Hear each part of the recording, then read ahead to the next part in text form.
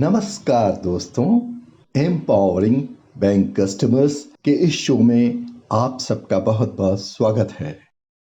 हमारे इस चैनल का मुख्य उद्देश्य कॉमन मैन यानी आम आदमी को बैंकिंग से संबंधित जानकारी उपलब्ध कराना है।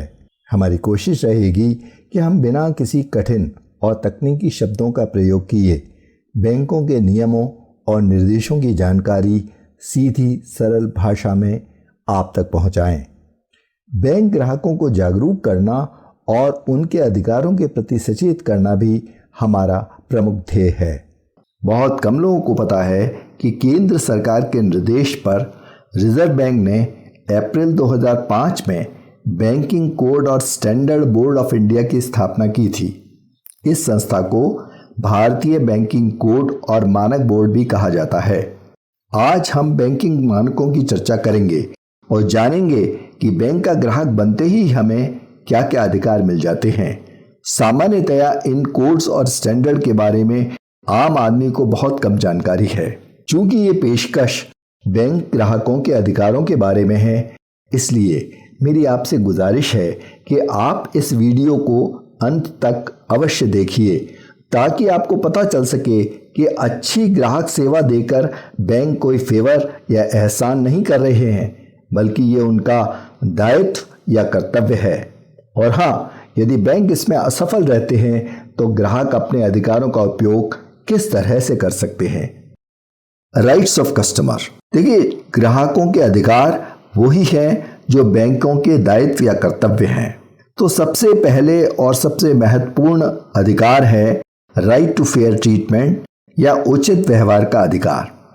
इसके अंतर्गत ये मुख्य चीजें हैं: कैश प्राप्ति और भुगतान की न्यूनतम बैंकिंग सेवाएं प्रदान करना, धन का प्रेषण और कटे फटे नोटों को बदलना, एक सुरक्षित तरीके से डिजिटल बैंकिंग सुविधा प्रदान करना, धर्म, जाति, सेक्स या किसी भी अन्य प्रकार के भेदभाव के बैंकिंग प्रोडक्ट्स और सेवाएं प्रदान करना, बैंक के स्टाफ को हर प्रकार की ट्रेनिंग देना जिससे वे ग्राहक को उच्च स्तर की सेवाएं दे सकें, और एक मजबूत शिकायत निवारण प्रणाली को स्थापित करना। अगला है right to transparency, fair and honest dealing. इसको हम कह सकते हैं अपनी कार्य प्रणाली को पारदर्शी बनाना और लेन देन में पूरी ईमानदारी बरतना। इसके अंतर्गत ये चीजें कवर्ड हैं: बैंक अपनी कार्य प्रणाली के बारे में पूरी जानकारी सभी प्रमुख भाषाओं में आम जनता तक पहुंचाएंगे। इस बात को सुनिश्चित करना कि बैंकों के विज्ञापन और मार्केटिंग सही और स्पष्ट हो और किसी भी प्रकार से बहकाने वाले न हो। इस बात को भी सुनिश्चित करना कि हमारे प्रोडक्ट्स, ब्याज दर, सेवा प्रभार आदि की जानकारी SMS, वेबसाइट और अन्य सभी प्रचार माध्यमों के द्वारा आम जनता को लगातार भेजी जाती रहे। वरिष्ठ नागरिकों और विकलांगों के लिए सभी प्रकार की सुविधाएं उपलब्ध कराना। फिर है राइट टू सुटेबिलिटी यानी कि उपयुक्तता का अधिकार। ग्राहकों की आवश्यकता के आधार पर उपयुक्त बैंकिंग प्रोडक्ट्स और सेवाओं को उपलब्ध कराना, और थर्ड पार्टी प्रोडक्ट्स जैसे म्यूचुअल फंड और इंश्योरेंस भी उनको वास्तविक आवश्यकता के आधार पर ही उपलब्ध कराना। फिर है राइट टू प्राइवेसी यानी निजता का अधिकार। ग्राहकों की सभी जानकारी को व्यक्तिगत और गोपनीय रखना जब तक कि कानूनी बाध्यता न हो। शिकायत निवारण और मुआवजे का अधिकार, ये बहुत ही इंपॉर्टेंट अधिकार है। बैंक की गलती से लगे हुए चार्जेस आदि को तुरंत ठीक करना, और यदि किसी ग्राहक को कोई आर्थिक क्षति हुई है तो उसकी भरपाई करना। यदि ग्राहक संतुष्ट न हो तो शिकायत को ऊंचे स्तर तक पहुंचाने के लिए गाइड करना। यदि ग्राहक बैंकिंग लोकपाल में जाना चाहे तो हर प्रकार की सहायता करना। Some important commitments by banks. इसके अंतर्गत बहुत महत्वपूर्ण चीजें हैं जैसे ब्याज दर। तो सबसे पहले हम ब्याज दर पर चर्चा करेंगे। ब्याज दर के बारे में ग्राहकों को पूर्ण जानकारी उपलब्ध कराना, चाहे जमाओं पर और चाहे ऋण खातों पर। ब्याज कैलकुलेशंस की प्रक्रिया के बारे में पूर्ण जानकारी देना, लोन खातों में फिक्स्ड ब्याज दर से संबंधित रीसेट क्लॉज के बारे में और उसकी प्रभावी तारीख के बारे में सब प्रकार की जानकारी देना। फिक्स्ड और फ्लोटिंग ब्याज दर और संबंधित ऑप्शंस की पूरी जानकारी देना। फ्लोटिंग रेट ऑफ इंटरेस्ट के बारे में बताना कि यह किस एंकर दर से लिंक्ड है। सभी सूचना माध्यम जैसे पत्र, ईमेल, SMS आदि से ब्याज दर में परिवर्तन की सूचना देना। और अब सेवा प्रभार शेड्यूल के बारे में चर्चा। सेवा प्रभार या चार्जेस के बारे में विस्तृत जानकारी बैंक की वेबसाइट पर उपलब्ध कराना और प्रत्येक शाखा में भी उसकी एक प्रति उपलब्ध कराना। यदि चार्जेस में कोई वृद्धि होती है तो उसकी सूचना हर ग्राहक को पहुंचाना। बैंक चार्जेस के उल्लंघन पर लगने वाली पेनल्टी के बारे में सभी सूचना और जानकारी उपलब्ध कराना। टर्म्स एंड कंडीशंस, बैंक के सभी प्रोडक्ट्स और सेवाओं से संबंधित शर्तों और नियमों की जानकारी उपलब्ध कराई जाएगी। यदि शर्तों में कोई बदलाव किया जाएगा तो उसकी सूचना ग्राहक को तुरंत दी जाएगी।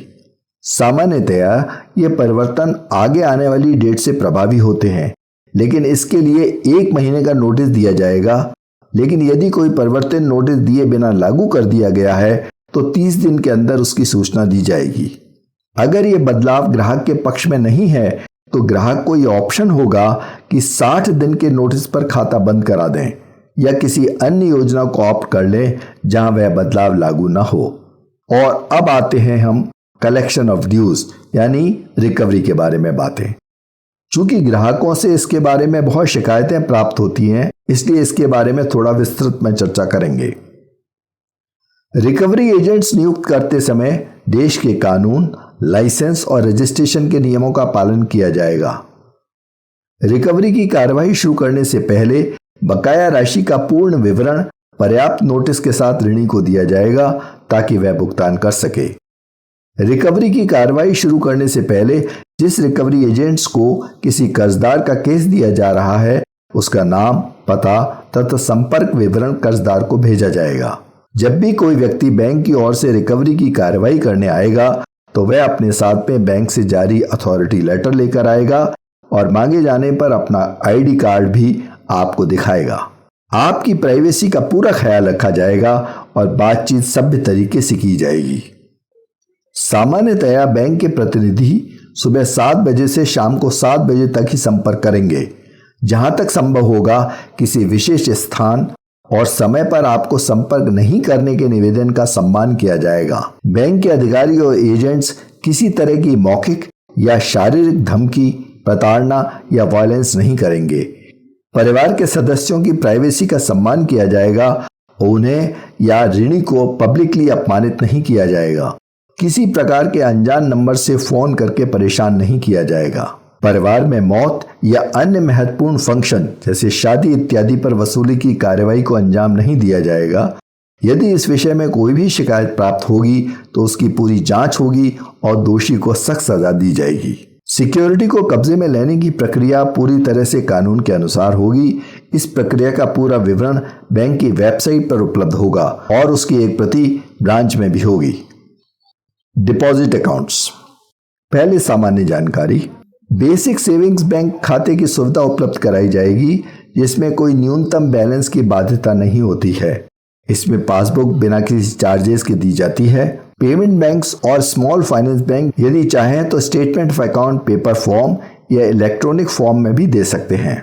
नॉमिनी का विवरण बैंक रिकॉर्ड में दर्ज करने के बाद में उसकी प्राप्ति या पावती जमाकर्ता को दी जाएगी और नॉमिनेशन का विवरण पासबुक एफडीआर में दर्ज किया जाएगा। यदि ग्राहक चाहेगा तो नामिती का नाम भी लिख दिया जाएगा। MITC यानी सबसे महत्वपूर्ण निबंध और शर्तों का विवरण हर ग्राहक को उपलब्ध कराया जाएगा। DICGC के अंतर्गत इंश्योरेंस की सीमा के बारे में भी बताया जाएगा। अब सेविंग्स और करंट अकाउंट्स। कैश और ATM से फ्री निकासी और लेन देन के बारे में बताया जाएगा। विड्रॉल्स और ट्रांजैक्शंस की फ्री सीमा क्रॉस होने पर लगने वाले चार्जेस के बारे में पहले ही बता दिया जाएगा। ब्याज की दर और बैंक द्वारा कब ब्याज का भुगतान किया जाएगा इसके बारे में भी बताया जाएगा। बैंकों के सर्विस चार्जेस के शेड्यूल में सभी तरह के चार्जेस जैसे chequebook, duplicate statement of account, duplicate passbook, copies of paid cheques, debit card, ATM card, verification of signature, return of cheque आदि का पूर्ण विवरण उपलब्ध होगा। माइनर या अवयस्क का खाता खोलने में हर प्रकार की सहायता की जाएगी। जब माइनर वयस्क होगा तो इसकी सूचना भी दी जाएगी। इनऑपरेटिव या डोरमेंट अकाउंट्स यानी अप्रवर्ती खातों से संबंधित नियमों की जानकारी खाता खोलने के समय ही दे दी जाएगी और खाते के इनऑपरेटिव या डोरमेंट होने के कम से कम 3 माह पूर्व आपको सूचना दी जाएगी। आपको यह भी बताया जाएगा कि इनऑपरेटिव या डोरमेंट खातों को वापस सक्रिय करने की क्या प्रक्रिया होगी। बैंक सभी प्रकार के कटे फटे नोटों को बदलेंगे। यह सुविधा शाखा में आने वाले सभी ग्राहकों को दी जाएगी। खाता धारकों द्वारा जारी सभी चेक मूल रूप से सुरक्षित रखे जाएंगे। इसकी अवधि बैंक के नियमानुसार होगी। इनकी कॉपी आवेदन करने पर उपलब्ध करा दी जाएगी। मियादी जमाएं। मियादी जमा कराने के समय ही मैच्योरिटी राशि के भुगतान के तरीके के लिए जमाकर्ता से निर्देश लिए जाएंगे। यदि ऐसे निर्देश रिकॉर्ड पर नहीं हैं तो समय रहते जमाकर्ता को सूचित किया जाएगा। यदि जमाकर्ता से कोई अनुदेश प्राप्त नहीं होते हैं तो मियादी जमा को उस अवधि के लिए रिन्यू कर दिया जाएगा जिस अवधि के लिए वो शुरू में बनाई गई थी। मियादी जमा को अवधि से पूर्व एनकैश करने के नियमों और चार्जेस आदि की जानकारी दी जाएगी। मृतक खातों में दावों का निपटान। दावों से संबंधित फॉर्म्स उपलब्ध कराए जाएंगे और वेबसाइट पर भी अपलोड किए जाएंगे। जिन खातों में नॉमिनेशन दर्ज है या सर्वाइवरशिप का मैंडेट दिया हुआ है, उन दावों का निपटान शीघ्रता से नॉमिनी की आइडेंटिटी को वेरीफाई करते ही कर दिया जाएगा। लेकिन जिन मामलों में नॉमिनी नहीं है, वहां दावों का निपटान इंडेमनिटी और श्योरिटी के आधार पर जल्द से जल्द कर दिया जाएगा। ऋण और अग्रिम। ऋण देने का निर्णय ग्राहक की फाइनेंशियल पोजीशन और रिपेइंग कैपेसिटी को सावधानी पूर्वक जांच करने के बाद ही लिया जाएगा। सेक्स, कास्ट और रिलीजन या किसी अन्य आधार पर भेदभाव नहीं किया जाएगा। ऋण देने से पहले most important terms and conditions MITC जैसे रेट ऑफ इंटरेस्ट, फीस और चार्जेस के बारे में पूरी जानकारी दी जाएगी।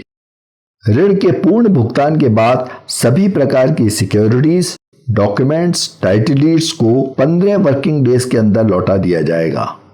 Third party products. Bank third party products जैसे pension funds, mutual funds, insurance आदि एजेंसी अरेंजमेंट्स के अंदर बेचते हैं। बैंक के परिसर में यदि कोई भी व्यक्ति थर्ड पार्टी प्रोडक्ट्स बेच रहा है या उसकी मार्केटिंग कर रहा है तो बैंक जिम्मेवार होगा।